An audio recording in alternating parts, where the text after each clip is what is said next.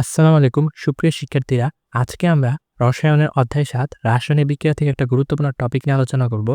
সেটা হচ্ছে লাসা-তেলের নীতি। তোমরা জানো লাসা-তেলের নীতি কিন্তু পরীক্ষার জন্য অত্যন্ত গুরুত্বপূর্ণ একটা টপিক। তো চলো আজকের ভিডিওটা আমরা শুরু করি। তো দেখো এখানে দেওয়া আছে নাইট্রোজেন এবং ৩ মোল হাইড্রোজেন বিক্রিয়া করে কিন্তু ২ মোল অ্যামোনিয়া উৎপন্ন করলো। আর এখানে ΔH এর মান কিন্তু নেগেটিভ দেওয়া। তার মানে আমরা বুঝতে পারছি যে বিক্রিয়াটি একটা কিন্তু তাপ উৎপাদী বিক্রিয়া। কারণ আমরা জানি ΔH এর মান যদি নেগেটিভ হয় তাহলে বিক্রিয়াটি কিন্তু একটা তাপ উৎপাদী বিক্রিয়া হয়। আর যদি ΔH এর মান পজিটিভ হয় তাহলে সেই বিক্রিয়াটি একটি তাপহারী বিক্রিয়া হয়ে থাকে। তোমরা জানো লাসা-তেলের নীতি কিন্তু ৩টি নিয়ামকের উপরই কাজ করে, সেটা হচ্ছে তাপ, চাপ ও ঘনমাত্রা। তো এখন বিক্রিয়াটি যেহেতু একটা তাপ উৎপাদী বিক্রিয়া সেহেতু আমরা যদি তাপমাত্রা বৃদ্ধি করি, সেক্ষেত্রে কিন্তু বিক্রিয়াটার মানে তাপমাত্রার পরিবর্তনের ফলাফল প্রশমিত হওয়ার জন্য বিক্রিয়াটা পশ্চাৎমুখী হবে। বিক্রিয়া পশ্চাৎমুখী হয়ে এই বিক্রিয়কের পরিমাণ বৃদ্ধি করবে। আর আমরা যদি টেম্পারেচার কমাই দিলে কিন্তু তার উল্টাটা হবে। অর্থাৎ সেখানে বিক্রিয়া কিন্তু সম্মুখমুখী হয়ে এই যে অ্যামোনিয়ার পরিমাণ বৃদ্ধি করে দিবে।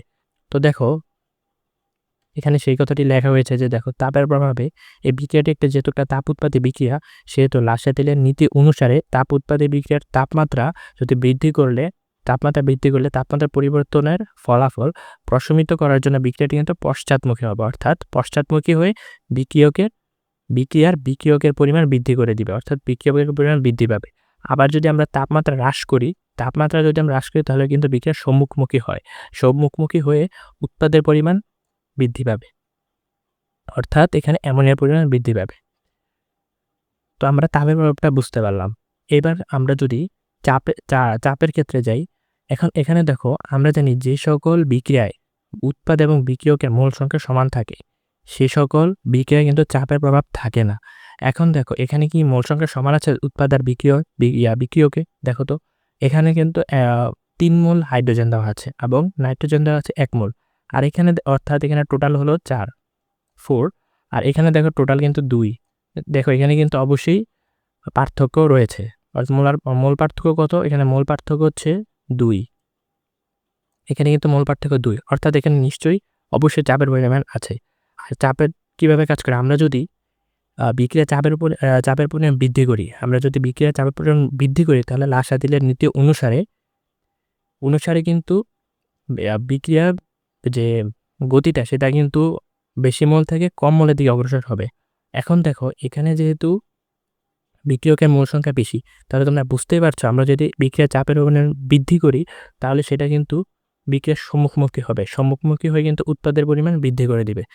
আর আমরা যদি এর উল্টাটা করি অর্থাৎ চাপ হ্রাস করে দিই, চাপ হ্রাস করলে কিন্তু বিক্রিয়া অর্থাৎ পশ্চাৎমুখী হবে।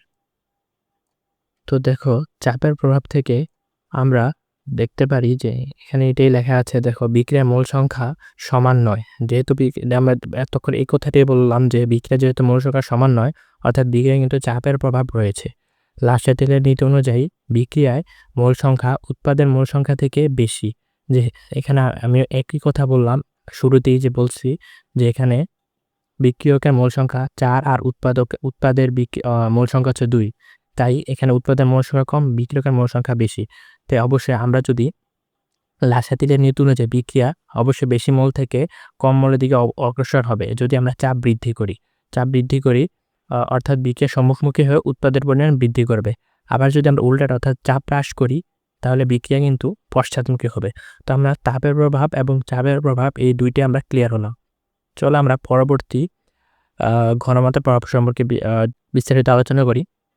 দেখো এখানে ঘনমাত্রার প্রভাবে আমরা দেখতে পারি যে লাসা-তেলের নীতি অনুযায়ী এখন সাম্যাবস্থায় নাইট্রোজেন এবং হাইড্রোজেন এর ঘনমাত্রা বৃদ্ধিজনিত ফলাফল প্রশমিত করার জন্য বিক্রিয়াটি সম্মুখ দিকে অগ্রসর হয়ে উৎপাদ অর্থাৎ অ্যামোনিয়ার পরিমাণ বৃদ্ধি করবে। আবার যদি আমরা অ্যামোনিয়ার ঘনমাত্রা বৃদ্ধি করি অর্থাৎ অ্যামোনিয়ার ঘনমাত্রা বৃদ্ধি পেলে বিক্রিয়াটি পশ্চাৎ দিকে অগ্রসর হয়ে নাইট্রোজেন ও হাইড্রোজেন উৎপাদন বৃদ্ধি পাবে। অর্থাৎ যদি বিক্রিয়কের ঘনমাত্রা বেশি থাকে তাহলে সেটা অবশ্যই ফলাফল প্রশমিত করার জন্য সেটা সম্মুখ দিকে অগ্রসর হয়ে অ্যামোনিয়ার পরিমাণ বৃদ্ধি করে দিবে। আবার যদি অ্যামোনিয়ার ঘনমাত্রা অর্থাৎ আমরা উৎপাদের ঘনমাত্রা বৃদ্ধি করি, তাহলে সেটা কিন্তু পশ্চাৎ দিকে অগ্রসর হয়ে বিক্রিয়কের পরিমাণ বৃদ্ধি করে দিবে, অর্থাৎ নাইট্রোজেন এবং হাইড্রোজেনের উৎপাদন বৃদ্ধি করবে। তো আমরা দেখো সহজেই কিন্তু বুঝতে পারলাম আ এই বিক্রিয়াটিতে কিভাবে আমরা লাসা-তিলা নীতি কাজে লাগাতে পারি। এভাবে আমরা কিন্তু পরীক্ষায় যেকোনো প্রশ্ন আসলে ইজিলি আমরা সলভ করতে পারবো। তো আজকের ভিডিও এই পর্যন্তই। তোমরা যদি চ্যানেলে নতুন হয়ে থাকো, তাহলে অবশ্যই চ্যানেলকে সাবস্ক্রাইব করবে এবং লাইক করে দিবে এবং অবশ্যই বন্ধুদের সাথে শেয়ার করবে। আর ফেসবুক থেকে যদি দেখে থাকো, পেজ ফলো করে আমাদের সাথে থাকবে। ধন্যবাদ। দেখা হবে পরবর্তী ভিডিওতে। আল্লাহ হাফেজ।